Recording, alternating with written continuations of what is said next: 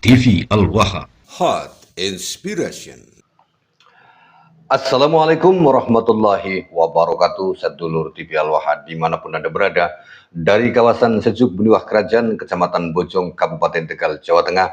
Inilah channel TV Al-Waha Heart Inspiration. Kembali bersama saya Bahril Ulum dalam segmen acara Sorotan Bahril, menyorot dengan hati, membahas dengan teliti.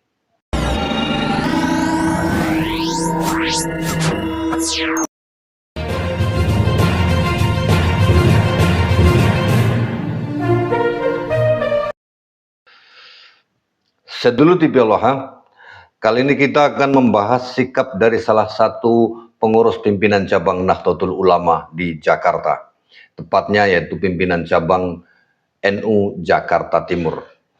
Bagaimana mereka bersikap terhadap tesis Kiai Haji Imaduddin Usman Al-Bantani yang menyimpulkan bahwa Habib itu bukan keturunan Nabi Muhammad Sallallahu Alaihi Wasallam. Secara detail lengkap akan kita dengarkan terlebih dahulu, sedulur TV Al-Waha. Ini dia.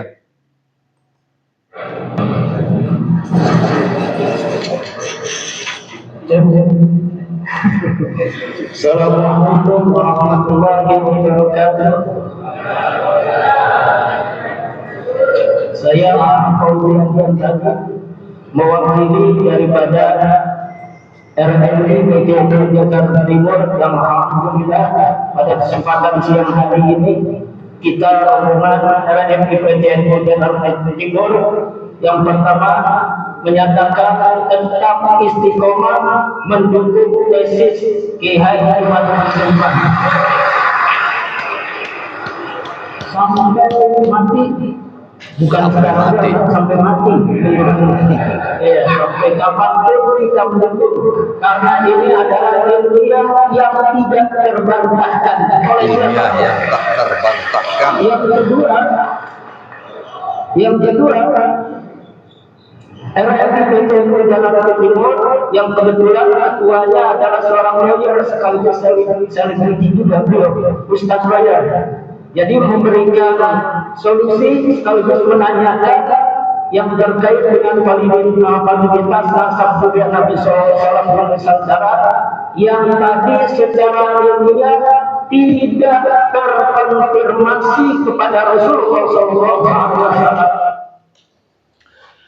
Nah, itu tadi adalah tanggapan atau dukungan dari salah seorang pengurus pimpinan cabang Nahdlatul Ulama Jakarta Timur. Tepatnya beliau adalah salah seorang pengurus dari RMI, Rabitatul Madhab Islamiyah. Jadi salah satu badan otonom NU yang mengurusi pondok pesantren. Nah, kalau pondok-pondok pesantren di seluruh Indonesia, RMI-nya dan terutama pondok pesantrennya semuanya mendukung tesis Kiai Haji Imaduddin Usman Al-Bantani. Habis itu semua Habib-Habib di Indonesia ini. Nggak ada tempat ndawir. Nah, kenapa beliau ini tadi bisa bersikap seperti itu, tegas sampai mati, sampai kapanpun akan mendukung tesis Kiai Haji Imaduddin Usman Al-Bantani, karena tesis tersebut adalah tesis yang satu-satunya tidak terbantahkan oleh siapapun. Habib-habib dengan membayar influencer, membayar artis, itu hanya membuat narasi-narasi tanpa memberikan fakta dan data yang ada, sehingga umat bisa mempercayai, meyakini bahwa mereka Habib-habib itu termasuk min dzurriyyati Rasulullah Shallallahu Alaihi Wasallam. Yang ada hanya klaim-klaim sepihak, hanya klaim-klaim narasi-narasi saja, sehingga tesis Kiai Haji Imaduddin Usman Al-Bantani tetap tegak berdiri sampai hari ini. Tidak ada yang bisa membantah, mematahkan data dan fakta yang ditemukan oleh Kiai Haji Imaduddin Usman Al-Bantani. Ini artinya bahwa tesis tersebut adalah tesis yang benar, bahwa Habib itu bukan keturunan Nabi Muhammad Sallallahu Alaihi Wasallam. Nah, andai kata semua pengurus RMI dari pusat sampai bawah, pengurus NU dari pusat sampai bawah, cara pandangnya sama seperti yang tadi dijelaskan ini, memandang tesisnya secara objektif, maka saya yakin kepengurusan NU dari pusat sampai ranting itu ya 100% mendukung tesis Kiai Haji Maduddin Usman Al-Bantani. Persoalannya sekarang masih ada orang-orang yang melihat tesis Kiai Haji Maduddin Usman Al-Bantani itu tidak secara objektif berdasarkan fakta dan data yang ada. Mereka sudah membaca tesis Kiai Haji Maduddin Usman Al-Bantani. Di hati mereka saya yakin ini benar, mengatakan benar bahwa Kiai Haji Miftahul Ahyar juga pengurus-pengurus PBNU lainnya di pusat yang masih membela-bela Habib. Saya yakin mereka telah membaca tesisnya Kiai Haji Maduddin Usman Al-Bantani, dan saya yakin pula mereka mengatakan di dalam hati, ini benar adanya. Apa yang dilakukan Kiai Haji Maduddin Usman Al-Bantani itu sudah sangat benar. Temuan-temuannya, hasil penelitiannya, tesisnya itu sangat benar. Bahwa Habib itu bukan keturunan Nabi. Saya yakin mereka juga mengakui apa yang dihasilkan dari penelitian Kiai Haji Maduddin Usman Al-Bantani itu benar. Tetapi karena ada kepentingan, mereka kemudian menolaknya. Ini sebenarnya nggak beda jauh di zaman Rasulullah SAW. Abu Jahal, Abu Lahab bukan orang yang mengatakan Nabi Muhammad itu membawa ajaran yang salah. Jangan salah kan? Sejarah mencatat, apakah Abu Lahab itu mengatakan apa yang dibawa oleh Nabi Muhammad SAW, keponakannya, itu salah? Mana datanya? Bahwa Abu Lahab, Abu Jahal itu mengatakan apa yang dibawa oleh Rasulullah itu salah, tidak benar. Bahwa Islam itu salah, tidak benar. Bahwa Al-Quran itu salah, tidak benar. Ada nggak yang mengatakan bahwa Abu Jahal, qala Abu Jahal, qala Abu Lahab umpamanya, bahwa mengatakan Islam itu salah, tidak benar? Nggak ada. Anda cari sampai kuda keluar tanduknya 13, nggak bakalan itu ketemu.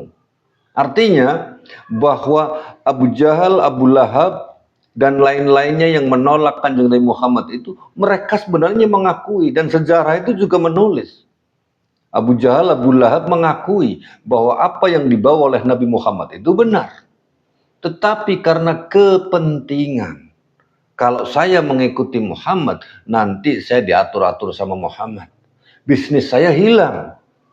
Bisnis haji saya hilang.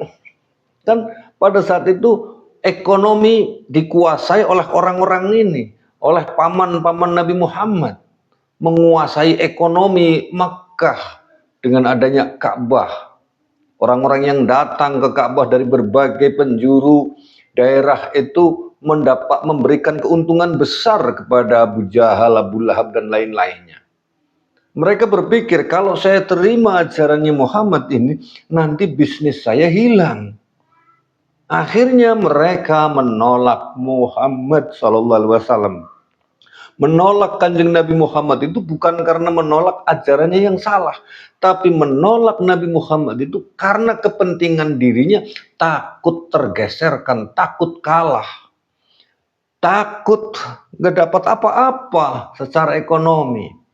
Jadi begitu pula hari ini para pengurus PBNU yang menolak Kiai Haji Maduddin Usman Al-Bantani bukan menolak tesisnya Kiai Haji Maduddin Usman Al-Bantani, tetapi menolak karena ada kepentingan. Kalau saya terima tesisnya Kiai Haji Maduddin Usman Al-Bantani, saya mengatakan benar apa yang dihasilkan dari penelitian Kiai Haji Maduddin Usman Al-Bantani. Nanti saya bagaimana? Saya dapat apa? Saya kehilangan ini, kehilangan ini, kehilangan ini. Siapapun orangnya itu.